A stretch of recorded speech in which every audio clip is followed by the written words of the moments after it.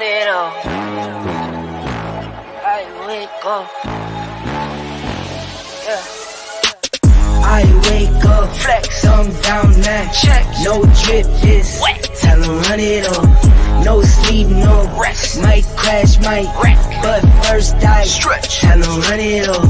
I wake up, Flex. thumb down now. Check. No drip, just wet. Tell 'em run it up. No sleep, no Rest. Might crash, might wreck. But first I Stretch. Tell 'em run it up. 9 out of 10 roll through my hands, I'm by my lonely. Turned to a savage, now my baby wants to hold me. I love my fans, don't need no friends, I got my homies. Thought I could trust you, I find out you tried to zone me. I'm number one up on that court, I'm Nick McGrady. The first one in, the last one out, can't call me lazy. Put in my hours, send the invoice and they pay me. I need 6 rings like MJ and Tom Brady. I need 6 rings like Tom Brady. Ha ha ha ha ha ha! And we are here, Ebony Sports Reporters in the house, and we have Coach Julius Hall going on. Coach Julius Hall, and we got Coach Rob DeLoach be joining us. Coach Bernard Brown be coming in also, and so, but we're gonna roll with it because again, Ebony Sports Reporters, we're here in the lab over there, and what you know is the PW, and then also over here in the SAV, and ain't no storm yet. We all just chilling. So I know some of y'all are concerned about us from around the country, but as it stands right now in this area, ain't no storm yet, but we'll wait to see. So we move this right here. The first thing, Brittany Griner. We talk about Brittany Griner all the time. And so we throw it out there. And her former coach, who she delivered wins for at Baylor, when asked about Brittany Griner, her former coach got silent, said nothing at all, and brushed it all off and moved on. Some people upset about it. Coach Julius Hall, what's your thoughts with regards to this with Kim and her attitude with regards to Brittany?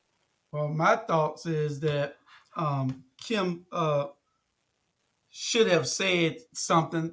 The whole WNBA should be rallying for this woman. There's been little advocacy for her other than a few major stars.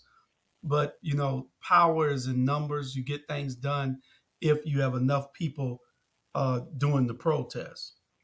If you don't have enough people doing it, then that is where the problem comes in. You don't have enough people backing you. That is where the problem comes in.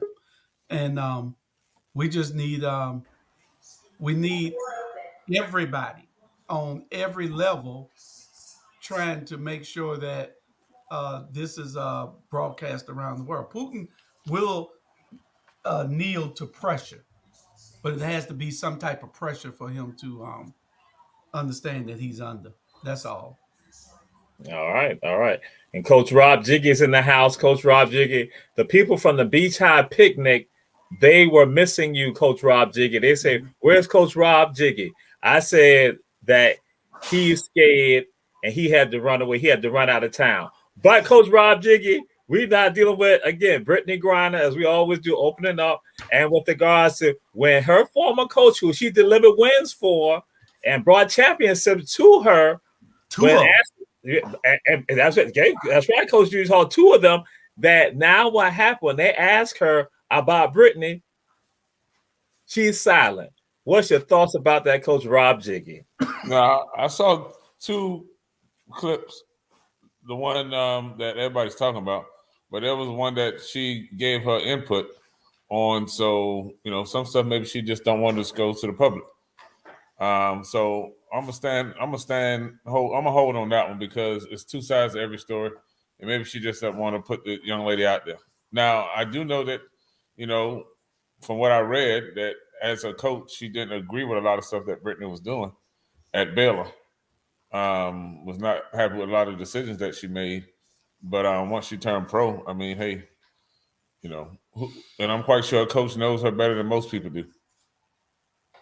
Yeah, and that's all the reason she knows her. But you know, and you done delivered me 2 championships in order for me to get to the job that I'm in. You know, you wouldn't have been looked at if it wasn't for those championships. If Brittany didn't deliver those championships for her. Well, you know, we can say that. We can say that with a whole. We could have said that with a whole lot of coaches. Dabo Sweeney is a perfect example. Yeah. What's You up, know. my people? What's happening, my brother? What's going on? What's going on, my people? He has risen. He has risen. He has risen.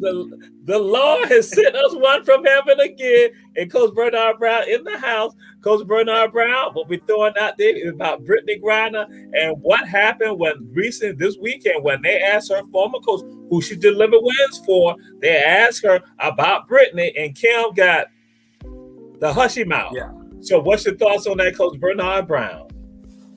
You know what? Hey, that heifer. That's what she is. That heifer. For her to the words that come out of my mouth is not reflected on the Ebony Sports Reporter. Is my opinion, only my opinion.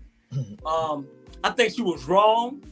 I think every young black lady that played basketball in America should not go to LSU as long as she there. This woman done been play. She played for this woman in Baylor. You know what I'm saying? Put her on the map, and for her not to say one word and say our prayers was with her, for that little heifer to not say one thing, I won't support or look at another LSU basketball game as long as that woman is coaching. As long as that woman coaching, and I'm gonna say this. One of the young lady, one of the best players that LSU had. Thank God she's in the WNBA now because I used to coach her, and thank God she's gone. But I think she's a racist. I think she disrespected Brittany Griner family, and I think she should be fired. Period. I think she should be fired on the way that she acted. And the expression on her face, that little heifer, that comment, man, please. But on the flip side of that, the young lady from Savannah by way of Atlanta supported her coach. She said she posted on her Instagram that whatever the coach said in that snippet, that it justified, and she said, hey, enough said. And that's what the young lady said from Savannah by way of Atlanta. Okay, well, that little heifer need to go with her. Oh, she's a freshman. You know what I'm saying? And she signed a shoe deal with Puma. She ain't going nowhere. Hey, for somebody to support this lady with what she did, all of them can go. Because I think that was disrespectful to her in every way. You know what I'm saying? She got to go, man. I'm like, it was, and I'm being nice about it, to be honest. I'm being nice about it. And I'm gonna say this here, in my opinion, she can go to hell. All right. And so we got someone else that you might have a perspective about, Coach Bernard Brown. We're gonna go to Malika Andrews with ESPN with regards to Coach Joe Mazzulla. Yeah. So, Coach Bernard Brown, what's your thoughts with regards to what's going on? What Malika brought up about Coach Joe Mazzulla having a history. So, turn over to you first, Coach Bernard Brown. Hey, first of all, that's why I came on this. That's why I came here, just to get it off my chest. And first thing I want to say this here, y'all. Hey, I love y'all brothers, and I haven't left y'all anything, but I'm getting it together, my personal life, and I just want to say I love y'all and thank y'all for y'all supporting. I want to get that out of the way. Now, man, this woman here, I'm gonna call her half. I'm not even gonna call her name. I'm gonna call her half. You know what? Because she half white, half black. And for her to disrespect these young men on ESPN, and I don't agree with Steve Smith all the time, but this young lady's out of pocket. This young lady need to get her facts straight. This young lady, just because you go with a white boy, that don't mean you can act like one. Okay? And for you to she pro women. At the end of the day, women make mistakes. And for the boss, trust me, you can't have a relationship with a woman by yourself. and for her to throw these men out there the way she did it, the way she went after Stephen Smith, the way that little heifer went after Perkins. Perkins from Boston. He already know what time it was. At the end of the day, number one, yeah, he was wrong.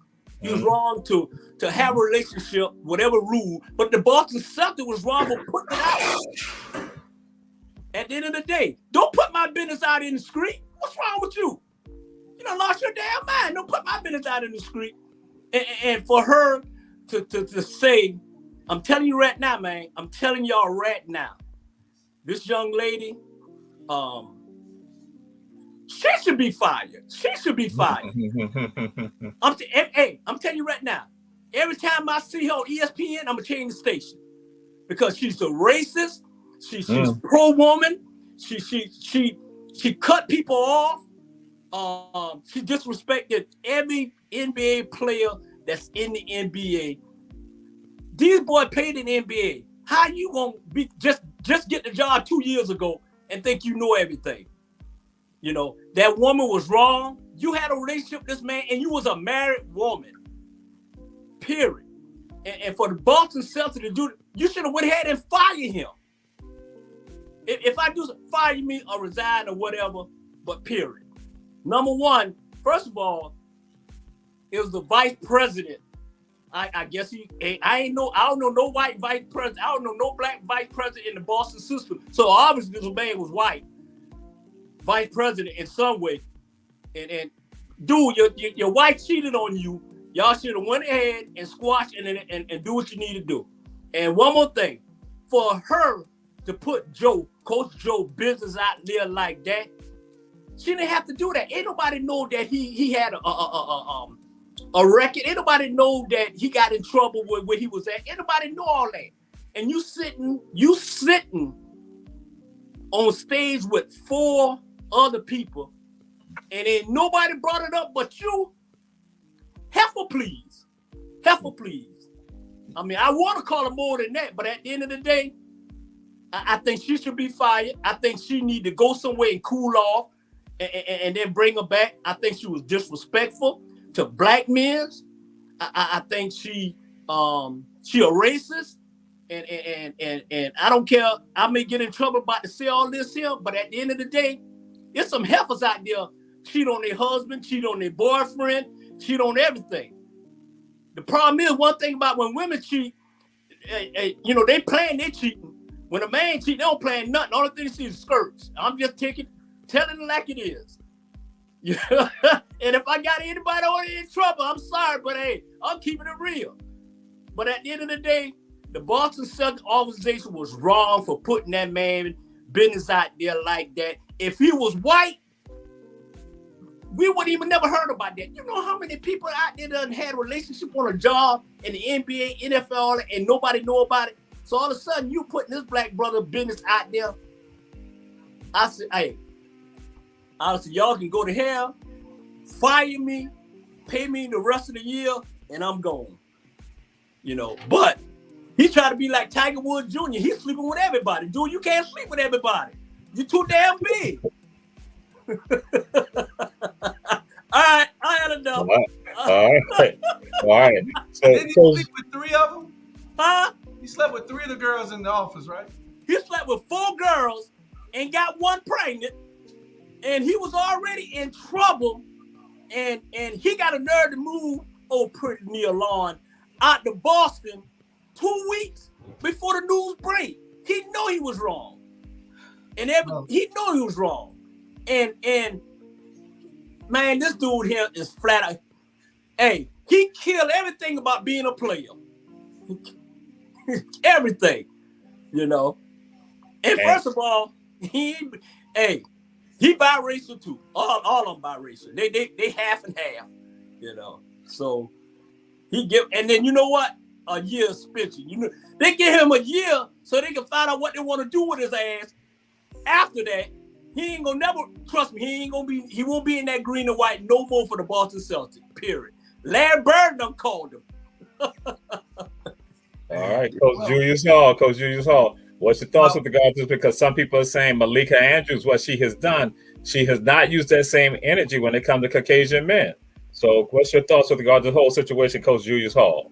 Well, I think that I agree with Stephen A. Smith.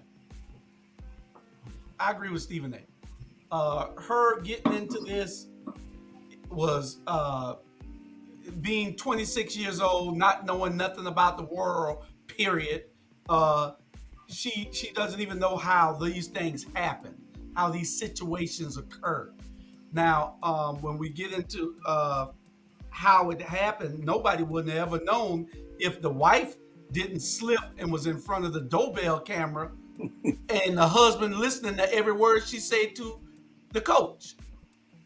So nobody wouldn't have ever known. This would have went on forever, you know. But she slipped and she in front of the Ring doorbell, and the Ring doorbell, they got the alert on like mine is. As soon as you walk up to it, it's recording everything. Right. So he listening to her talk to the coach and saying, "What the hell?" You know. So he figured something was out. That's how it all got out, and he threatened to sue them if they didn't fire him. So, but I blame Mia. I blame Nia for a little bit of it because she told the man she would never marry him. And they've been together since 2011, got a kid, had a kid in 2015 or something like that? Yeah. So I think 2011, something like that. Yeah. So she, what she wanted the man to do. She was telling the man that, hey, go do you, I'm going to do me. And that's what the man did, I guess. To Nia Long, the opinion of Coach Julius Hall is merely his opinion. That is not the opinion of Ebony Sports Reports. Nia Long, Ebony Sports Reports, we love you. We love you. We will cherish you, Nia Long. Do what you supposed to do to please that man, Nia Long. If he wanted to marry you, marry him, damn it. I don't care. He wanted to say he wanted to get married, marry him. He wanted anything else, do it. You obviously wasn't doing something for him to be right there doing everything with 4 girls in the damn office. Hey, we love you, Nia Long. Coach Rob Jiggy, what's your thoughts with regard to this scenario involving Stephen A. Smith, involving Malika Andrews and Joe Mazzulla? Because you did allude to some things last week that it was more out there, and you were waiting to now give your thoughts and opinion. And so a week later, we are back here with regards to all that. As we say, they ain't learned nothing from Kobe and that Punani. But Coach Rob Jiggy. Well, as in regards to Malika, she's new in the game. You got to go back to Jane Kennedy, who actually set the foundation for these black women to actually be on national television at this level.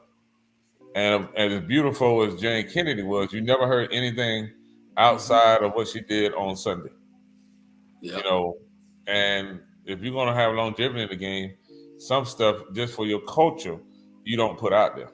Mm-hmm. But see, when you live in that mixed world and you're trying to fit in where you really don't belong, just because you got curly hair and pretty skin don't necessarily mean that these people care about you. Mm-hmm. Now, on the other hand, the coach, you're talking about grown people, making these decisions. So,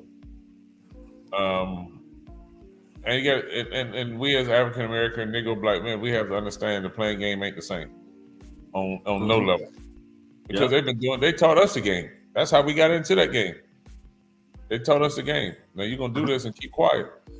Now if you talk, then somebody got to go. Mm-hmm. But that should turn that we're not equal, even though we are equal and we're free and all that. We still can't do what they do, and expect to get away with it. Yep. All right. And so now we move on to this. Top 5 quarterbacks in the NFL. Top 5 quarterbacks. You ain't got to have 5 of them. But who are you looking at being the top quarterbacks in the NFL? Because there's some controversy with regards to some of this right here. So Coach Rob Jiggy, top 5 quarterbacks in the NFL. I'm going to start with top 5 plays that you've seen from quarterbacks. Top 5 quarterbacks in the league right now, today. I'm going to give number 5 going to Tua from the Miami Dolphins.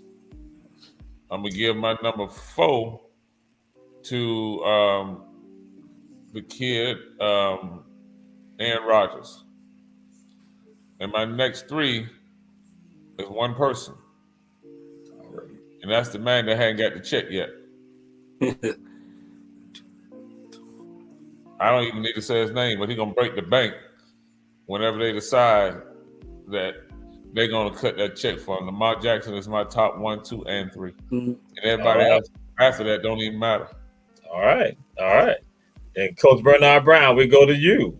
Top 5 plays that you've seen from quarterbacks so far in this season, 3 weeks into the season. The top 5. Number 1 is Bernard Brown.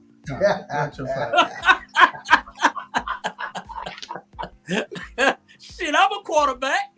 we talking about active players right now. Okay. Past 3 weeks in NFL, we're not saying about retired. We're saying past right now. We're talking active current. Who's on rosters right now? I had a moment. My number 5 is Mahomes for Kansas City. Now number 4 is Tua for Miami. My number 3 is Jalen Hurts for Philadelphia. And my number 2 is what's the boy from Arizona? I like that boy. What's his name? Him. And number 1 is Lamar. Pay the boy. You know what I'm saying? He's taking a chance on his ability, and he's his own agent. So pay the man. He gonna get paid. That's a bad boy. So those are my top 5 right now. All right. And Coach Julius Hall has an assistant coach. We don't know who that is. So we're going to say to the assistant coach, we want to know, who are your top 5 NFL quarterbacks or top 5 players you've seen? Assistant coach who? This is Coach Al Pompey. Coach Al Pompey. What's up, Al? There's nothing assistant about me. Okay, I'm just saying, you just popped in and we ain't seen no contract signed by you. So I'm just trying to figure out that now that she got you as a volunteer coach, I was really trying to give you some ranking. You might be volunteer. So, but I got to do this right now. I need to find out, what high school did you attend? I went to Palmetto High School in Palmetto, Florida. Okay, so you need to understand the best high school in Savannah, Chatham County, Georgia is Herschel V. Jenkins High School. As long as you acknowledge that, then you're good to go. So go, Coach Al, go ahead and give us your top 5, Coach Al. First off, let me make a rebuttal to that question. There's not a high school in the Savannah area that can touch a high school in Florida where I'm from. Now, my top 5. We about to censor you. You gonna be censored. You about to be censored. You about to be censored. Really censored. No, Hurricane Ian. We got Hurricane Ian for you. Go on down there. Go right back there to the Palmetto. That's now right there in the Gulf and in the Atlantic Ocean. Really censored. Okay, so let me give you my top 5. Really, I only got one person as the top 5, but since I got a name, put 4 other names in there. You don't have to, but if you got one, go. I'm gonna go with Trevor Lawrence, be number 5. He's doing his thing. Got Jacksonville looking pretty good. Then I'm gonna go with Lamar Jackson. Lamar Jackson, he's a decent quarterback. He's a good quarterback, but don't look at me like that. But his tenure is not gonna be long. He's gonna be another Michael Vick when it comes to his tenure. Then I'm gonna go with Patrick Mahomes. Patrick Mahomes is a dang good quarterback. He's been doing it for 4 years now? 3 years? Okay, 3 years now. He looking real good. Now I'm gonna go with Aaron Rodgers. He's been in the game for a while. Aaron Rodgers do his thing no matter what he got. But no question at all. The top 5 quarterbacks in the league is Tom Brady. No one has done what he's done. No one will ever surmount to the things that he's accomplished. It's just not going to happen. How could you not name him the number 1 quarterback in the league? And we appreciate that, Coach Al. And so I'm gonna say this to you right here. We talk about right now, talking about the 3 weeks right now playing. We're not talking about the body of work. We're talking about what has happened. And also, we understand that you're a little prejudicial because you had to throw Trevor in there. Jacksonville, you had to throw Tampa in there.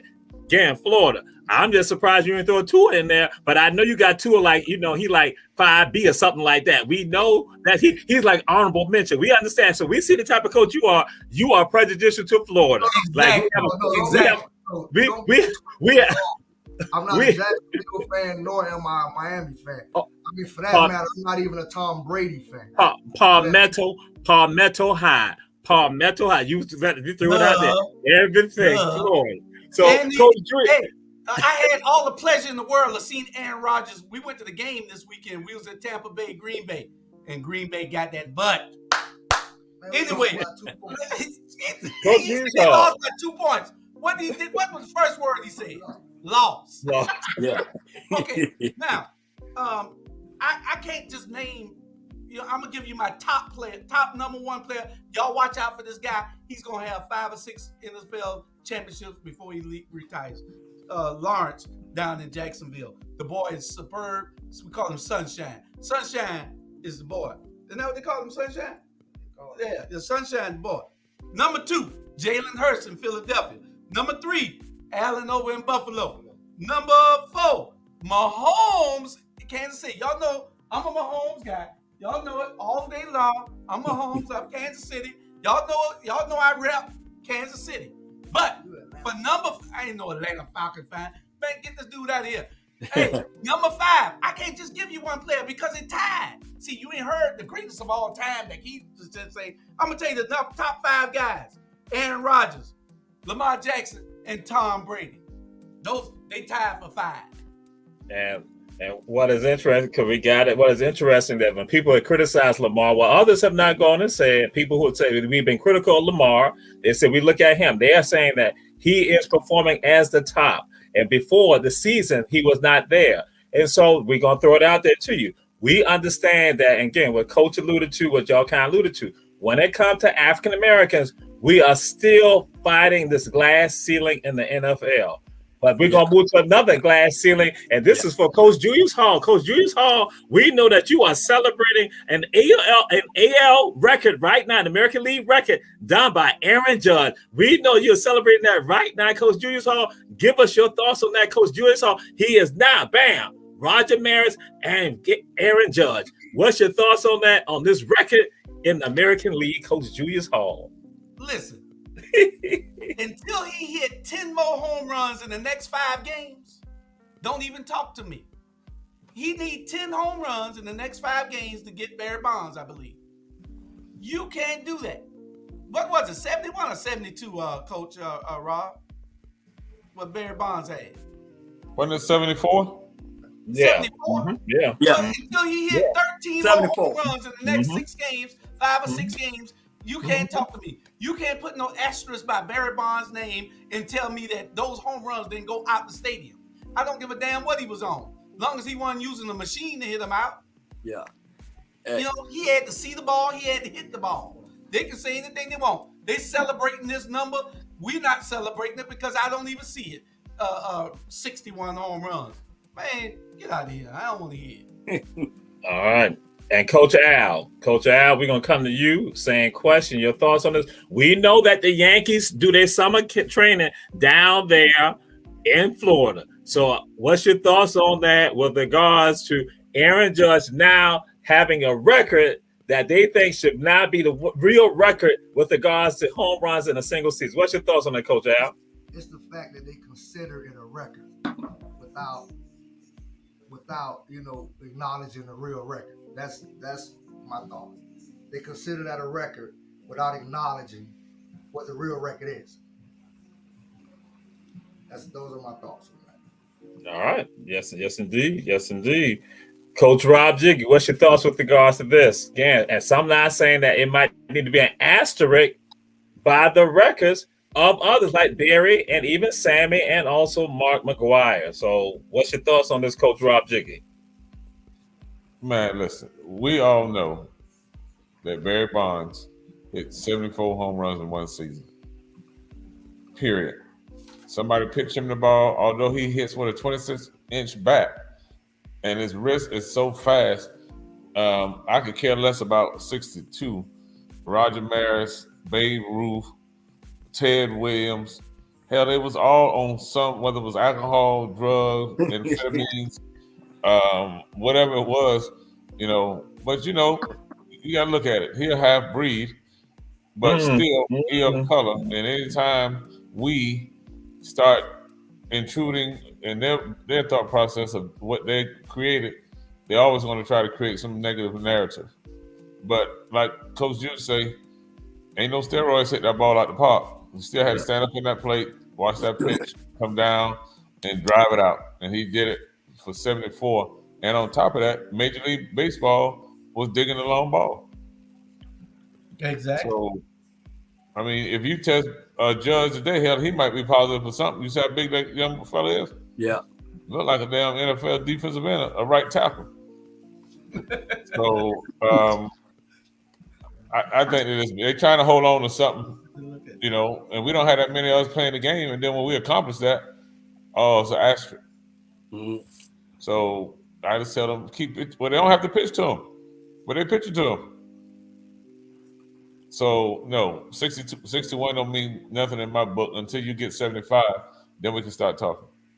All right. Yeah. And Coach Bernard Brown, what's your thoughts with regards to this? Again, they're not trying to discount. They're doing more to celebrate what Aaron has done and trying to downplay. It's like a concerted effort that's done by, again, the media, the sports media. And so now getting people caught up. What's your thoughts on this, Coach Bernard Brown? First of all, the media and all of them, you know, at the end of the day, I don't care about 61.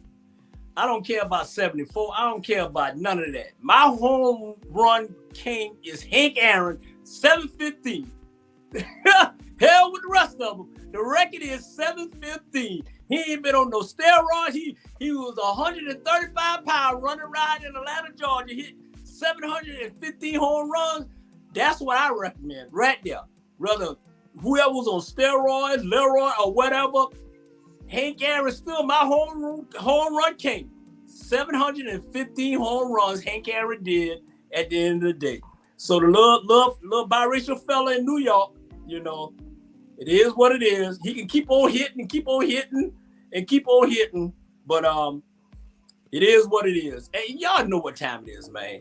Every time, you know, they always want to, you know, knock us for doing something. We the best athlete in American history. We are, man. We I guarantee you, us five rat now can go out and do some of the things these little fellas doing, and we old as hell.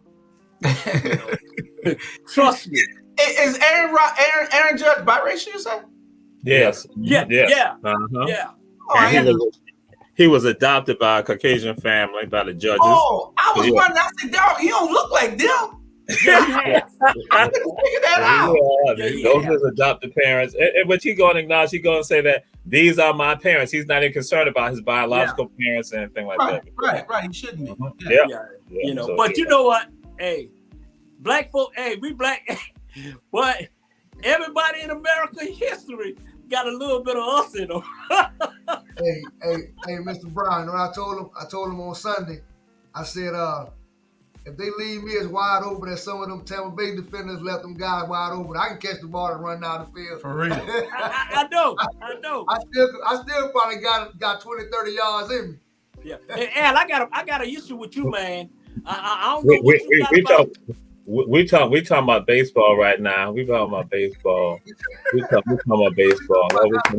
We talking about again. We're not going back to Florida. We're not going back to Florida right now. I have an issue, man.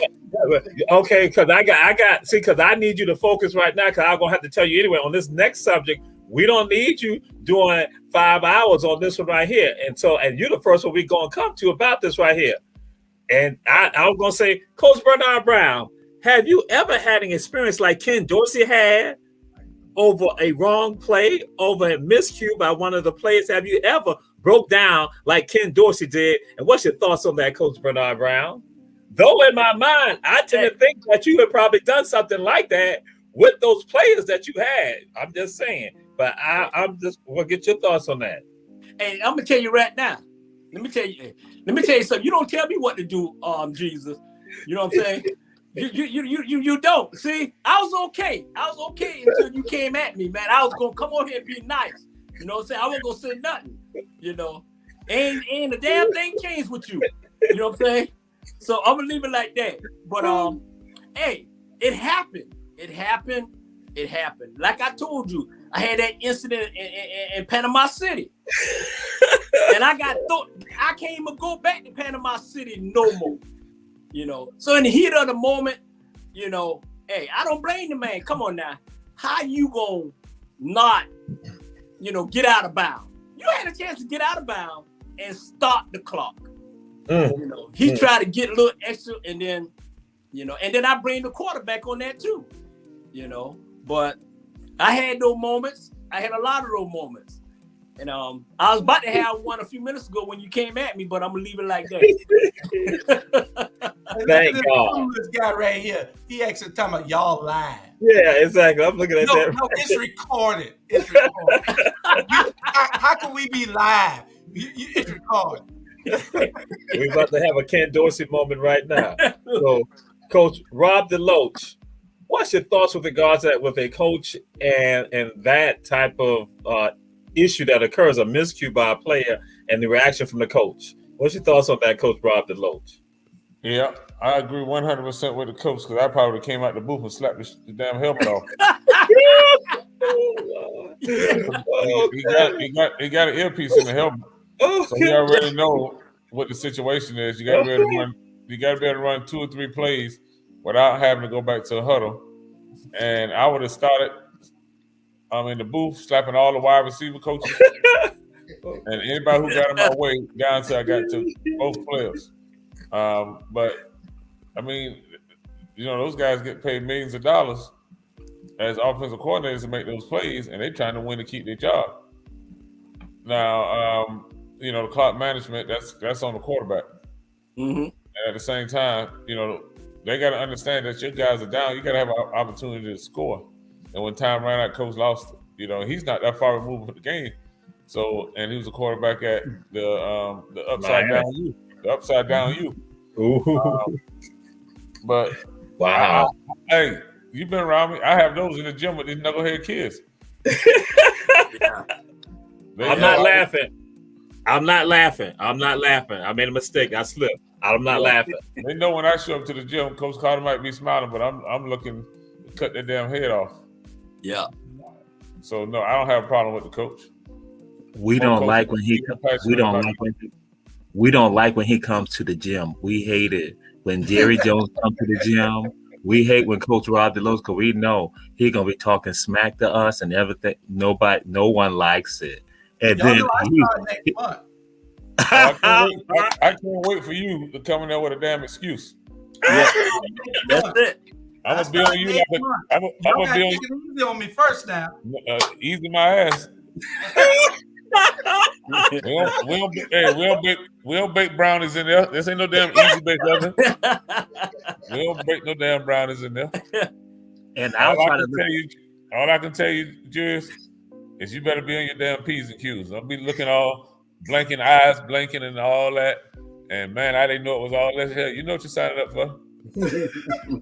And I'll be taking off work. And I'll try to look out for you. And then he'll still try to smash it down. He don't care. I try to come up with the best stuff to help out. No, somebody stole your cornbread. Don't put no money on the book for you, Julius. Ain't nothing he can do, bro. Once you come through them double doors, you belong to us. And I'm taking off work the first day that you start. I will share you. I will share with you the horror stories when the first week I'm there and he comes in there, and I'm gonna say this right. Even Keisha's like, "Damn." Coach Rob DeLoach, they were like, he was on vacation. So that whole week it was like, wait a minute. We was like, oh my God. And so then when I got being around the younger athletes, I started understanding like, hey, coach. so Coach Julius, how we gonna come to you? No. Yeah, we gonna come to you. We're gonna go to Coach Al last. Because again, Coach Julius Hall, would you blow up like that with your players? Again, if they had a miscue like that? Hell, I blow up like that now with my mentees. when they do something stupid. So I would do the same thing that coach did. It's just passion. Yeah. It's just passion for the game and wanting to win and knowing that you should not make this bubblehead mistake. So yes, I would blow up like that. I slap my inside the head right now. I hope they don't go get no warrants on me. But you gotta teach these young boys to be men. But these are grown boys. These are 18, 20, 22-year-old kids out there on the field. But still, you blow up like that because you're passionate about the game. Mm-hmm. And last year, you had a recreational coach who struck one of his players, and everybody in the country was mad. Even LeBron was mad. Everyone's mad with that. So, Coach Al, what's your thoughts with regards to this? That Coach regarding I tell you, I grew up like that in one of those type of environments, where the coaches go wild. And I tell you, I'm like Coach Rob. I probably would have blew up too. I had a similar incident. Told one of my players to go. We're on the half-yard line. I tell him we were losing 6-0. I tell him to run a quarterback sneak. He goes out there and run a goddamn sweep. and we get stopped and we lose 6-0. Yeah. And I thought I was gonna go my top. Yeah. So the face mask deal, I done sucked a couple face masks, for my day. So I totally understand. But it's passion for the game. It's passion for the game. But I grew up in that type of environment. We had passion for the game. I done got my head twisted a couple times. I done got slapped across the helmet a few times. Builds character. Now you can't even yell at the kids. Yeah. You can't even yell at the players, period. You're looking for a new job then. Yeah. So hey. But you know what? My question is here to all y'all on there. If that coach was black, what would have happened? If that coach was black doing all that on national TV, what would have happened? He absolutely would have got fired. I tell you, Bernard, I'm gonna tell you like this. I really don't like to. This is who I am. I don't like to play the race thing, black and white. I don't. But I understand where you're coming from. But the truth is the truth. It ain't racist. Trust me. You got it. Hey. And they done showed it over and over and over. People laughing, thought that was funny. What if it was one of us doing that? And I'm asking, what if it was Jewish? What would have happened? What if it was Coach? What would have happened? What if it was you or G's? What would have happened? If me on national TV, everybody watching this fool act the way he did, and if he was black, trust me, y'all know damn well what was gonna happen.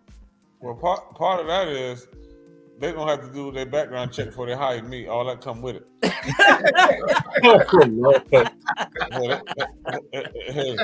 I'm walking up to the owner office. Hey man, this how this shit gonna roll. Hey. I'm coming to be your assistant. I'll be all right. You gonna know what the rules of the game are when you hire me. Now you got a choice. You don't have to hire me. Right. You get what you get. Yeah. Yeah. Hey. In the heat of the moment, but I'm just saying, everything we do with these young people is actually to try to make them better. Yeah. You got these sensitive kids and sensitive parents, and they wonder why the juveniles in the jail are full because nobody wants to be held accountable. So, they just happen to have the camera on Coach Dorsey, Ken Dorsey, but it happens. Yeah, and he ain't gonna be the last. And to America, the opinions of Coach Al, Coach Julius, Coach Bernard, and Coach Rob Jiggy are merely their opinions. Those are not the opinions of responsible parents and Americans and Ebony Sports Reporters. It's merely their opinions, not the opinion of Ebony Sports Reporters. We will now move on. Hold on. You got to think the Notre Dame coach that did it the week before. He told the quarterback, "Do your damn job." Yeah. And that brother got heat on him, man. He got to win. He got to win. Yeah. He got the heat on him. He got to win. He does. We will now move on to, again, this is involving athletics and other things. It is tied to Brett Favre. Brett Favre wanted to use some money to help recruit Deion Sanders' son to not come play for Southern Mississippi. Brett Favre also used money also with regards to not only say for the volleyball, but propose also for their help with regard to the football program, also with regards to having better facilities. Brett Favre also with the nonprofit getting to help those people who had recovering from breast cancer and also the poor and disadvantaged. Brett Favre using monies. And we got caught up into what happened in Boston, and people said, nobody said anything about Brett Favre initially just on the welfare side, but now you see it's even deeper. So Coach Rob Jiggy, what's your thoughts about all this about Brett wanting to get money? Because he said he and Dion are friends, and that he wanted to use some money also to also have his son not come play for University of Southern Mississippi. Man, Brett Favre going to jail.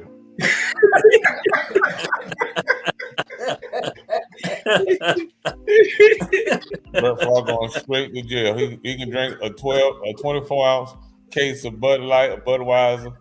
He can smoke all the damn cigarettes, and he can wear them damn Wrangler jeans in there. Brett Favre ass going to jail. They're gonna treat him like they did Pete Rose. He's gonna be snatched from the Hall of Fame. They're gonna take his little ring down in Green Bay. Yeah. And Brett Favre is a crook. And I hope he get everything that's coming to him, because he didn't have to do that. He made enough money in this career, or he could have took out a damn loan and paid it back. There's many ways that he could have done that better. But he ain't the first. He just got caught. You know, but they've been taking funds from different communities to do what they want to do because there was no gatekeepers and everybody was in on it. You know, but now then you text the information, you know, shit, I hope they never go back and check my damn cell phone. There's all kind of shit in there. I'm gonna be the person, hey man, I did it, let's move on. You know? You gotta put me out there, I did it, let's move on. Shit. Yeah. But Brett Favre going to jail, man. And matter of fact, I'm surprised he's not already in there. Yeah. So Coach Julius Hall, this is in Mississippi. The poorest state, if not the second poorest state there, and you got the whole water crisis there in Jackson, in Mississippi, and you got millions of dollars that's sort of been going with regards for helping people for welfare, but money is also to help with regards to COVID and everything. And now we see monies that have been played with, used for volleyball, wanted for football, and also recruiting people, and then also other fraud being committed and thrown over to the athletic program, University of Mississippi. What's your thoughts with regards to Brett Favre and how he's being treated and how he has been treated by the media? Well, Brett Favre said that when he got caught, he said he was just trying to put a water filtration system in it. He was trying to clean the water up. Nobody wanted to help him, so he was trying to clean it up himself. But anyway, Brett is a well-known figure all around the world, especially in this country. If Brett wanted to raise money, he should have did it the right way, and all his name would have brought all the players to donate to that worthy, to whatever worthy event that he had going on. They would all donate just by his name. So I can't give Brett Favre a pass. Brett Favre can't get no pass because they wouldn't get a pass to any of us. Mm-hmm. So no, Brett Favre, I agree with Coach Rob. Brett Favre going to jail. Yep. All right. Coach Al, what's your thoughts with regard to this Brett Favre and what all he's wanted to do with the money, what he did with the money, and how his donors were misled with regard to why the money is going to be used for his nonprofit? Well, it was made. The money was made too easy. It had easy access to the money. So it was a senator, governor, the governor, the former governor. It made it too easy. He had too much access to the money. I mean, Brett Favre got millions of dollars, and I'm like Coach Rob. Hell, he could have used some of his own money. He could have, borrowed the money, paid it back.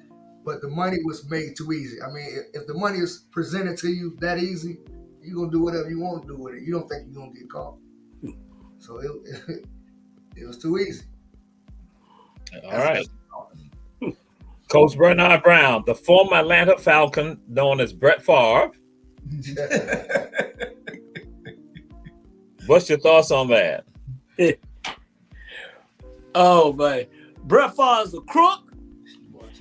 Brett Favre's an alcoholic. Brett Favre is like you said, he going to jail. Well, I take that back. Hold on. Brett Favre the right color to not to go to jail. That part. Yeah. Yeah. Y'all got that. Brett Favre's the right color for not going to jail. At the end of the day, somehow, at the end of the day, he was wrong. Him and Governor, all of them was wrong. And like we said, it's typical BS in this country. At the end of the day, at the end of the day, I don't give a damn what happened to Brett Favre.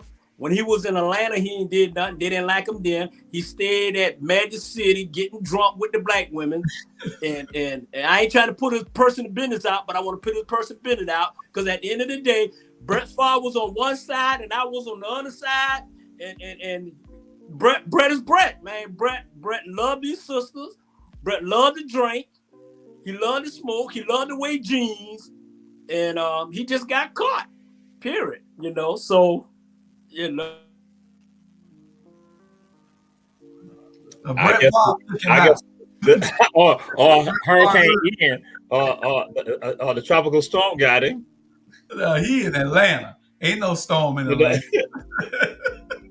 You're muted. Bernard, you and Coach Rob are muted. You muted, Bernard. Bernard, you're still muted. Put the speaker on. We can't hear you, Bernard. Bernard, we can't hear you. You're muted. Unmute.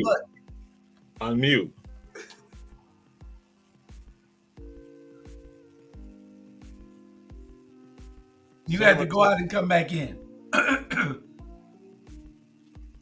Whatever happened to his system just now, that's what muted him. You got to go out. All right. So we now move on to this subject matter.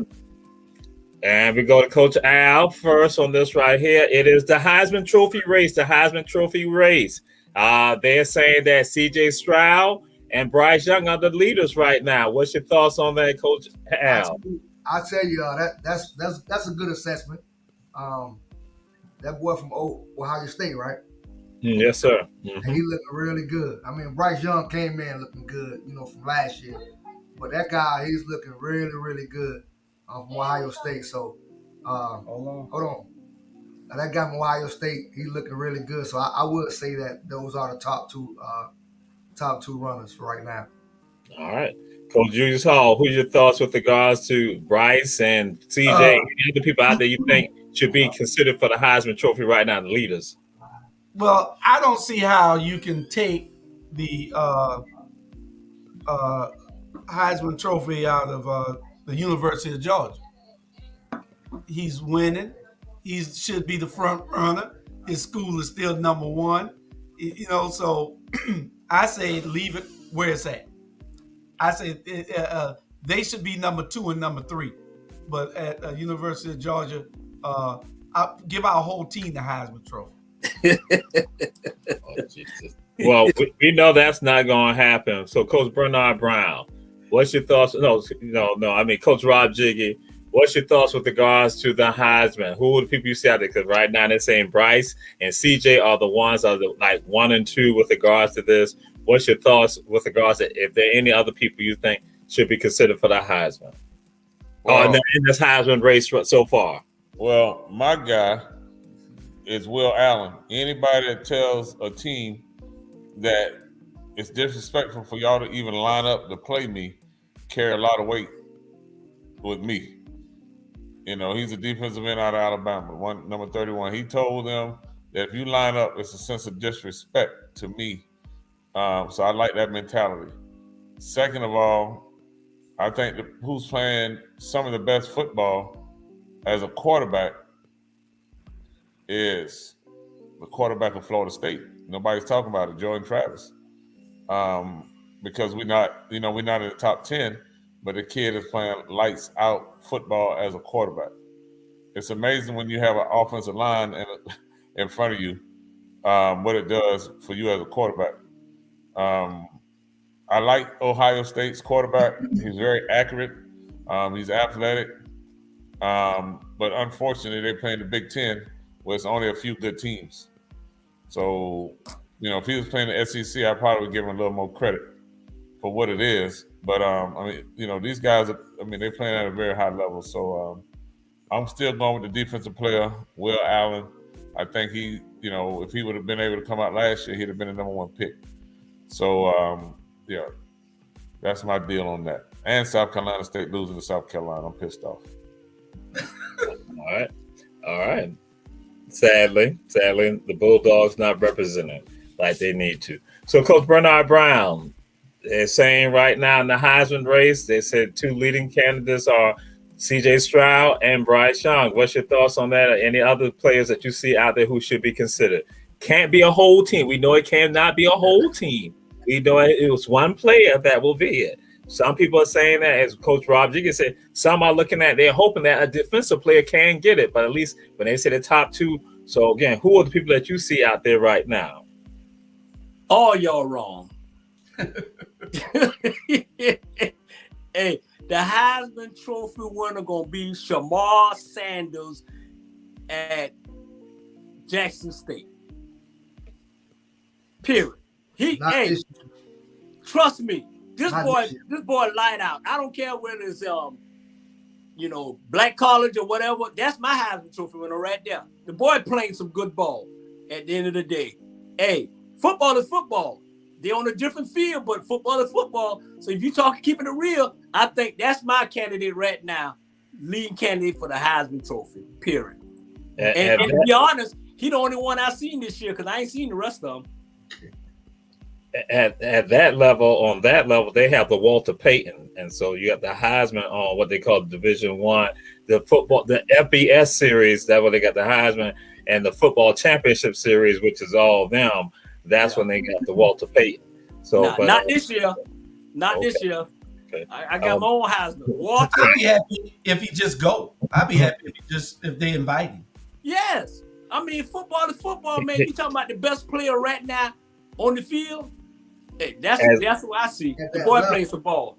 To America, we all understand that some of the coaches, they don't want to agree, but they don't want to face the reality. The reality is that you all know the Heisman Trophy is what they call the Division I level, and that is what some people say Division I. That's the football bowl series, and that the Walter Payton, that is for the championship. So we were just trying to get the ones with consideration. If you want to go to, when I had tried to go to some of the ones for the football championship series, y'all try to tell me that I gave y'all too much stuff. So there are players on the football championships. That's like at South Carolina State, and that some of them can be considered for Walter Payton. So you got Sanders with regards to that. So are there some others that you might consider that might get the Walter Payton Trophy again for the football championship series? Yeah.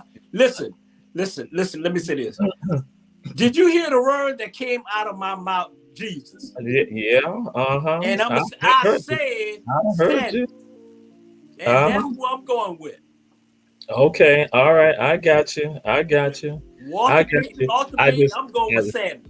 I just want people to understand that Ebony Sports Reporters, we're on the same par as anything on ESPN, Fox Sports, NBC Sports, CBS Sports. We're on the same level, and we come at it and we put it out there just like that, and we're just as thorough. So I want anybody looking at this, because we're going to be on what? We're supposed to be out there nationally next month. Oh my God, it's like 2 days. We're supposed to be out there nationally. So I want people now, when they're looking at this show right here, they're like, okay, they got some insight. They know their stuff, and we put it out there so we can compete with any of them, because that's some of the stuff that we have done already. We put some subject matters out there that people weeks later came up to. So again, that's Ebony Sports Reporter. So we'll move on from the Heisman Trophy race. We'll now move on to something else, and that is right now, it's homecoming.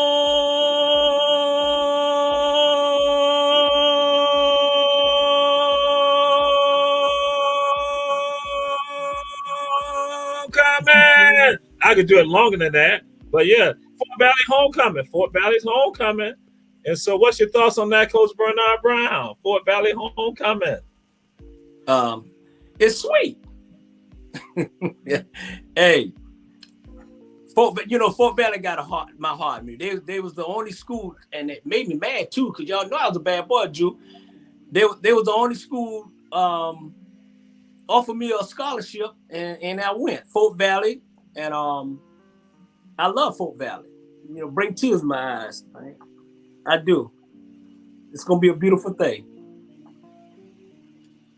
And Fort Valley's 4-0, 4-0 in the SIAC right now, and it's homecoming. And what's your thoughts on that, Coach Rob Jiggy? Fort Valley homecoming. Well, my partner, my understanding is already starting to celebrate family homecoming. I mean, Fort Valley homecoming. Yes, he is. Yes, sir. He's ahead of the game. But also, I look forward to Black college homecomings, but I don't think these kids really understand what homecoming is really about. I mean, whether it's high school or college or anything, they don't value that.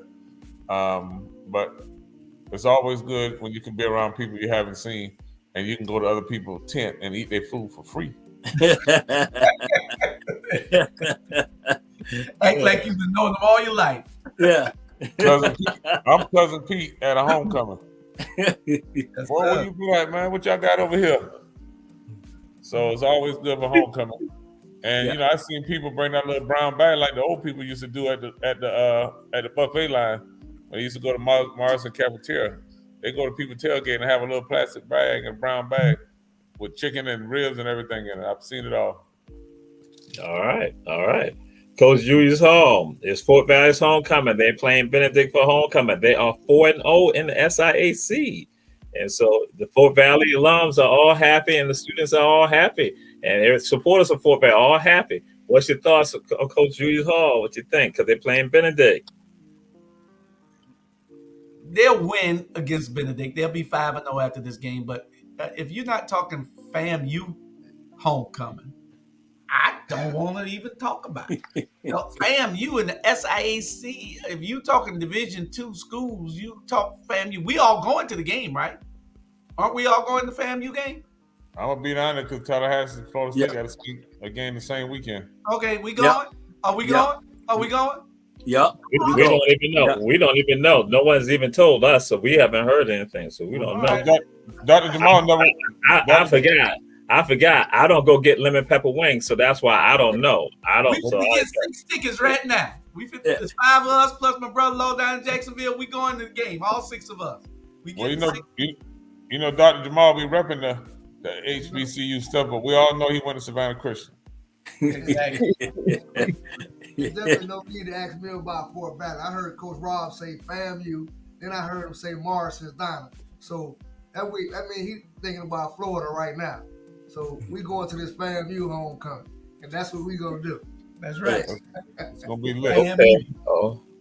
Okay. All right. Since again it's Fort Valley's homecoming, again people are all excited, and because then it's gonna be a showdown that's gonna be happening with again the Rams and the Wildcats, because again they're thinking that that's the class of the SIAC, and so again, but Fort Valley saying they're looking forward to coming to Savannah because the game initially was supposed to be up their side, but they said the game is going to be down here in Savannah, and they're looking forward to coming to Savannah for Savannah State.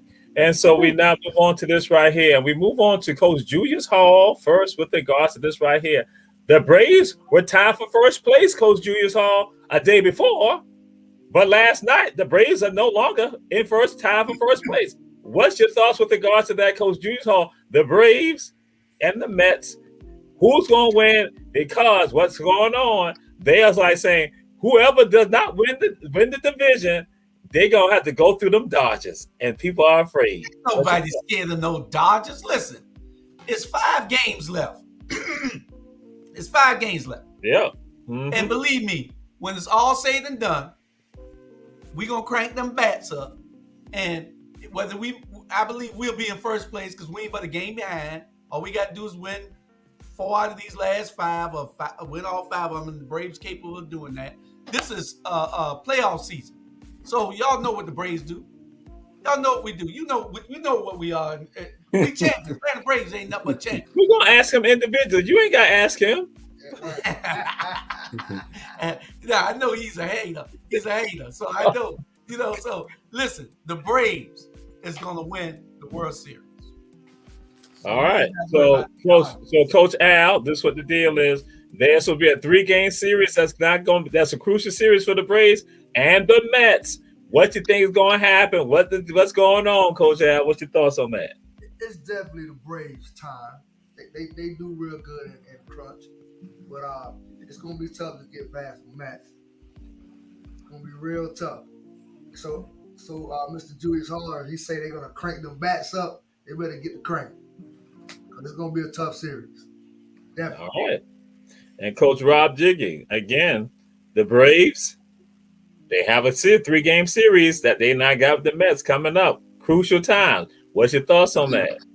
Well, if you go back and play some of our previous commentary about the Braves, they are just who they are. All right. So I hope they lose.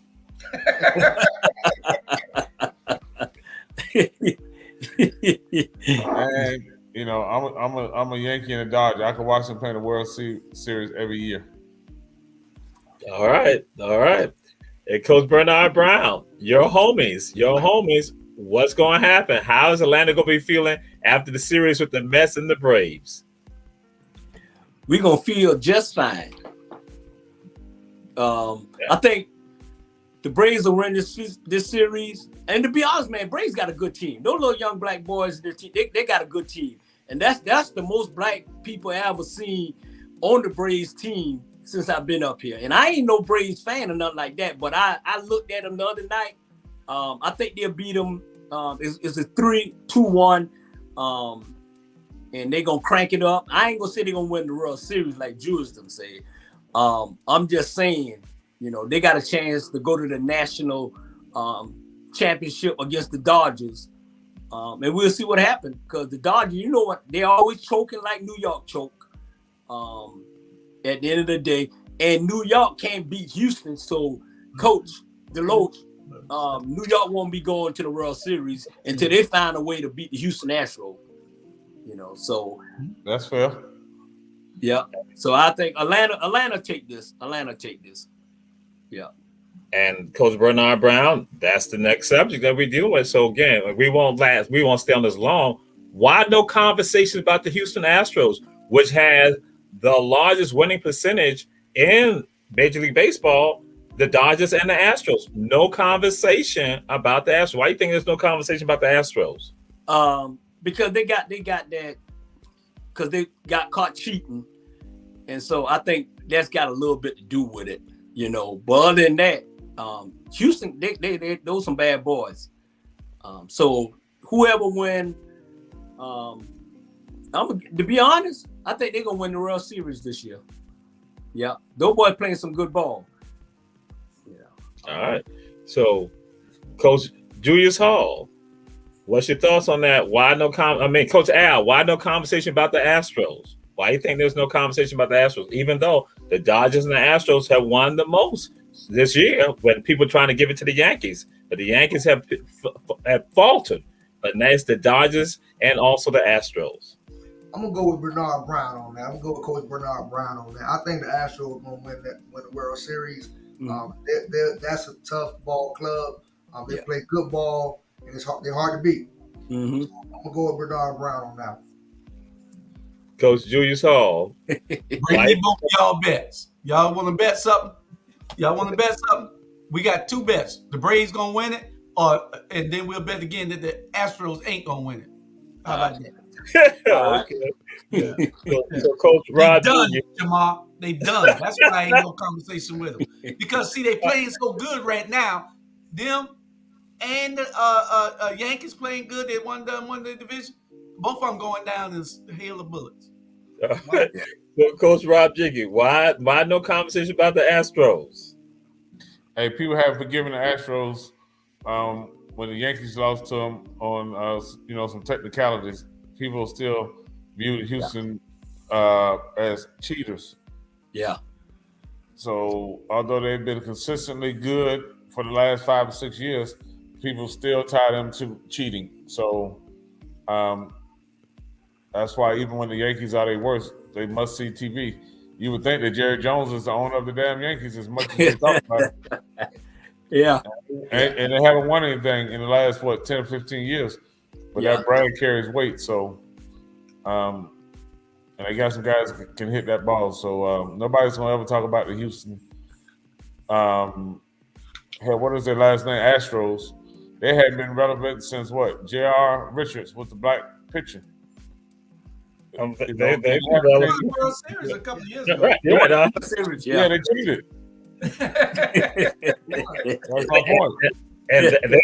And they have been to the World Series without cheating. And what happens is that even with regards to sports rights going to talk about, the Astros are a powerful team and they have done it without cheating. But I'll throw it out there. One of the reasons why they don't discuss the Astros is because they have a black coach. And that the whole redemption issue of the Astros right now, where people are going to talk about the cheating and stuff, people are like, that's another era. But guess what? When Dusty Baker Knight comes in, change the entire dynamics. And so that's why I was throwing it out there to say what it is when you talk about black quarterbacks, it is again a black coach, a black black manager. So that's what's going on. And that again, and they go and what other shows go and talk about, and see again, every sports reporter, we put it on out there. They're going to say, yeah, under Dusty Baker's reign, the Astros have been playing great. The Astros, and that's why I'm saying it is because they are led by a black man that has brought redemption to them. Because again, you can't go and celebrate that. Because again, you know what they do with black men, especially African American. So we're gonna move on to this one right here. Is there love in Phoenix and Brooklyn right now? Is there love in Phoenix and Brooklyn right now, Coach Rob Jiggy? Is there love in Phoenix and Brooklyn right now? No. Just plain and simple. No. No. All right. No, not at all. So Coach Bernard Brown, DeAndre Ayton says that Monty Williams did not talk to him at all during the off season. And and then Katie and Steve Nash and all of them, they're all saying that, hey, we like a family. We back together. So is there love in Brooklyn? Is there love in Phoenix? It's a lot of lying in Brooklyn. It's a lot of lying in Phoenix. Trust me. Phoenix got an owner calling everybody the N-word, and all that. So that's gonna be having some issue. And then you got the Nets. They know good and well they don't want Nash no head coach. I guarantee he won't last. He won't last the whole season. At the end of the day. And Simmons, he think he's okay, but he ain't okay. And you don't know if Kyrie gonna show up. Period. I mean, he say he is, but come on, he ain't gonna show up. And at the end of the day, they all need to shut up and stop lying. Ain't no happy moment in Phoenix, Brooklyn, none of that. You know what I'm saying? So, nah, I agree. Ain't nothing happy about them. All right. So, Coach Julius Hall, is there love in Phoenix? Is there love in Brooklyn? Well, I think it's going to be some trouble in Phoenix. The coach is a liar. He said that he always go in the gym and he'll never speak to his players. What coach don't speak to his players? He said he just stood up in the stands and watch them. He don't have no conversations with them. He just watch them. And when they come in the gym, and the guy's saying, this man ain't spoke to me since he benched me. So if you didn't, in the playoffs last year. So it's going to be a little, it's going to be testy. In Brooklyn, I think, I have to disagree with some of my colleagues here on the panel. Kyrie Irving is probably the best player in the NBA right now. What? So Kyrie going to show up or not. And they're going to compete. I know I had it wrong last year, but I ain't got it wrong this year. I put them in the finals last year. Yeah. They will be in the finals against my Golden State Warriors, and I just got a Lakers jersey on because it looked good. I got this on because it looked good. That's all. We love the Lakers too. We love the Lakers too. So, Coach Al, what's your thoughts on this? Is there love in Brooklyn and love in Phoenix? A lot of lying, no love, and I'm with Bernard. We don't know which Kyrie gonna show up. He gonna show up. We don't know which one gonna show up. Yeah, that's where we're at. Yeah. All right. You got 12. You got 11 minutes. I mean, and and that's why we're gonna hit these right here because we ain't got but two left. That's what we're about to do right now. And it's sacrifice. What happened? You have a team, high school team that had to forfeit games because they did not have enough players. So what happened? Two of the softball players decided to go ahead and basically females decided to go ahead and dress up for the football team, and one of them was a punter and kicker, and so they went and made a sacrifice for their team. So now there's another sacrifice that has happened here in Savannah, Chatham County, Georgia, and this is regarding a middle school team that because two athletes were able to score like 5 or 7 touchdowns on this other middle school, so they playing this other middle school for its homecoming now. What happened? They said to the African American athletes that they will not play those skilled positions. Quarterback and receiver said, no, they're going to put them on the offensive line. So then that way, the other kids can have a chance. Coach Rob Jiggy, what's your thoughts about that? I think there's some of your athletes. I know. Now, ain't no damn way in hell that you got 3, and I go to the games, and we got 3 best players that's playing in our little 8th grade league, looking like they belong in high school. And you got Andy and Peter and Bumper grandparents coming to the game, and they be tomato red when those kids score and their parents screaming and hollering. You can see the hurt and disappointment in their face that it's not Andy and Bucky scoring touchdowns. So, but on the flip side of that, their parents sign them up for that bull. And they can't see that it's doing them a disservice. Even though they're the best players, they still want their grandkids who don't have the talent to be the guy that's getting all of the kudos and the bells and the cheerleaders doing backflips and all of that. It's just not going to happen. Because first of all, they didn't marry the right woman. And, it's all, you can lift all of the weights you can, but it's all coming down to genetics. And they want to punish the kids because they work hard to get at that level, and then you want to put them on the offensive line, which it really doesn't matter because they're just going to blow up everybody on the front of the line, and little Andy's going to be able to run a touchdown anyway. But we are not going to be the sacrificial lamb for the incompetence of the other team. There's no moral victories in my book. Either you win or you lose. Yeah. Whether you lose by 50 or you lose by 1. Or 2, as in Tampa Bay. Yeah, so I think it's disrespectful to the kids that they would even ask him to do something like that. It's disrespectful to the parents. Now, everybody who knows me know damn well my son won't be on no damn offensive line. When I'm a quarterback. Who puts a quarterback on the offensive line? Yeah. Yeah. So parents have to be more aware of putting their kids in these private schools because it's going to happen. It's always cute. But then when the rabbit got the gun, they get all upset. So no. No. We want to throw that out there because, again, to parents, we try to tell you, don't let your children grow up to be athletes and you don't support them because that's what has happened here. And we felt it was relevant to put that out there and let folks know it. But we want to go on. We know some of y'all we got 8 minutes left, and I don't want no issue with Coach Julius Hall. And it's because he is excited about the upset prediction. And Coach Julius Hall, we're going to come to you first. Upset prediction. What an upset prediction. It could be in college or NFL or in the major leagues. Whatever it is, it's your choice. I got 3 real quick. Go ahead. Okay. I'm just giving it to you. Arkansas will win head up against Alabama. I'm guaranteeing that. Put it in. Tampa Bay gets upset by Kansas City without a doubt. And this ain't no upset, but I'm calling it. Atlanta Braves beat everybody. Everybody. Okay. Coach Al, what's your thoughts? What upset prediction is Georgia get beat by Savannah High, 30-0. Oh, okay. That's my upset. Okay. All right.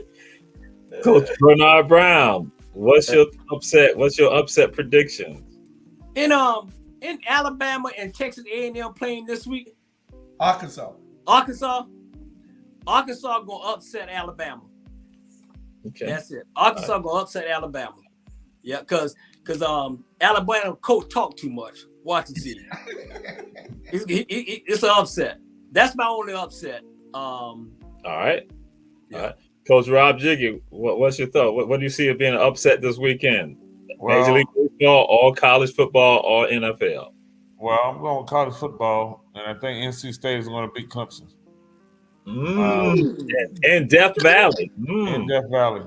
Yeah. It's gonna be a lot of killing in Death Valley with North Carolina State, but okay. and since we done roll with regards to that, because I thought Coach Julius Hall was going to do a lot more with regards to, we do have some time, so we can ask this question. And I'm glad we got this time. Coach Bernard Brown, your son or your daughter is talented and one of the most talented athletes on the field, on the team, and then someone tells them not to use their skill set. What would be your thoughts, one, as a parent with regards to this? And as a coach, would you, again, do that to one of your athletes? I lost your damn mind. Trust me. Hey, if my daughter's the best thing, like sliced bread, hey, and Becky and Jerome and all of them, hey, y'all just beat the brick out of them. I'm telling you, I don't have no sympathy. I don't care if I'm up at halftime by 100. I'm gonna try to get 200. So you, Becky, and Jimmy Jam, go home. All right. Let me weigh in on that real quick. I'm definitely with you. We were gonna come to you, Coach Al. My God, I gotta get in. Go ahead, Coach Al. Golly. I gotta get in on this one. I mean, that's an injustice to those kids. If they want to go out there and play against little Jimmy and John and run up and score 100 points, you brought little Jimmy and John, you put them on the field, let them suffer. Yeah. You know, you don't want them to play, put them off the team. Yeah. But my kid will not be put. My quarterback wouldn't be put on the line for little Jimmy and John and Sue. To play with. No, we're not doing that. Why is so much issue? Why is so much issue in Savannah with that, man? Y'all got a lot of issues with that. And we supposed to be running stuff here. Yeah. Well, I agree with Bernard. Why so many issues here in Savannah with these things that these, especially at the private schools, there's a lot going on. But if this is going on in the middle schools, then we really have a problem and it needs to be addressed. My boy is a quarterback. I'm training him to be a quarterback. That's damn it what he's gonna be. You don't want him here? Let's take him someplace else to play. That's it. So again, I referee some of those games, some of those rec games, and some of those middle school games, and I've seen it on both sides. Mm-hmm. You know, we got some of those middle school kids that's just great, and they'll come out and they'll play on the little league team and run over everybody. But hey, they bring their kids out there to get ran over, we're going to run their behind over. You know where they got trained at, right? 27-17. Well, and that's what we're about to bring it up. And guess what? Say that now. This is not just a Savannah issue. This is an issue across the entire country. And so that's why we're saying the parents out there who are checking out this show, you do not go along with any of this right here. Because also another element, I'm going to throw, Coach Rob handled this, I'm going to throw it out there, because they also did not want those young people, those athletes, to even be in the league, because they knew these kids were dominant. And so, but they recruited them, that private school recruited them. But the school, Hancock's, the Savannah Country Days, they were like saying, no, we don't want y'all, because y'all got these athletes. So Coach Rob DeLoach, what can you share with regards to that? Well, like I say, when it comes to these parents and coaches, if your child did not start out there, then why are we putting them in a situation that's going to make them uncomfortable in the beginning? And we all know they only recruit these kids because they're athletes. If they wasn't athletes, then they wouldn't be interested in them, because, like I said, they'd have been there from day one. So we as parents, yes, we want better for our kids. And for some reason, they think it's better because it's private and they have more resources. You still got to better play the game. It's still X's and O's. It's not that hard. But for some reason, these parents think that it's better just being in private school. And when they get to college, those kids are so underdeveloped because no one has held them accountable because they're just good.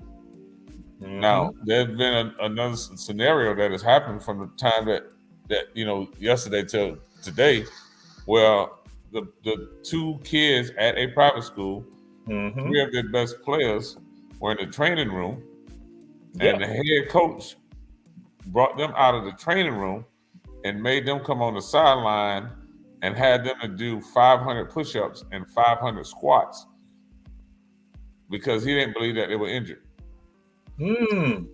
Now, it couldn't have been me as a dad because they know I would have drove through that fence backwards, and that coach right now will still be out there doing push-ups for his damn self, and my child be home sleeping. They think that we actually need them. Yeah, parents want to learn, and they keep pacifying them and giving them outs, and they're not even holding the coaches accountable for how they treat their young men. Yeah. And young ladies. Yeah. And when you go to these schools where there's no diversity, then what you expect? Nobody at the school look like them, and they want to do what they think is the best. They don't want to hurt the team. They say that BS, but they know I will stand up in the paint for our kids. So stay tuned on that. No, yes, and absolutely. So that's what we're saying to all of you out there looking at this show, Ebony Sports Reporters, and we tell people as often we say share. We got to say it this time. Just because your child has been given a scholarship to go to a private school, don't think they're doing you a favor. You are doing them a favor because you are bringing butts to the seats to watch the games, and also people did not come to the school. So whatever scholarship they give you, guess what? They're making 10 times that and all the other stuff that goes on with that one scholarship coming from your child. Yeah.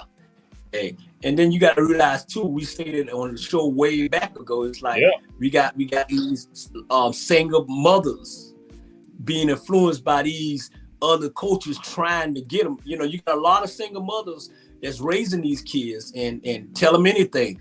You know what I'm saying? Just like you got these coaches coming in these single parent houses trying to get them to go to this school, that school. And that's the problem. Coach Al, Julius' neighbor.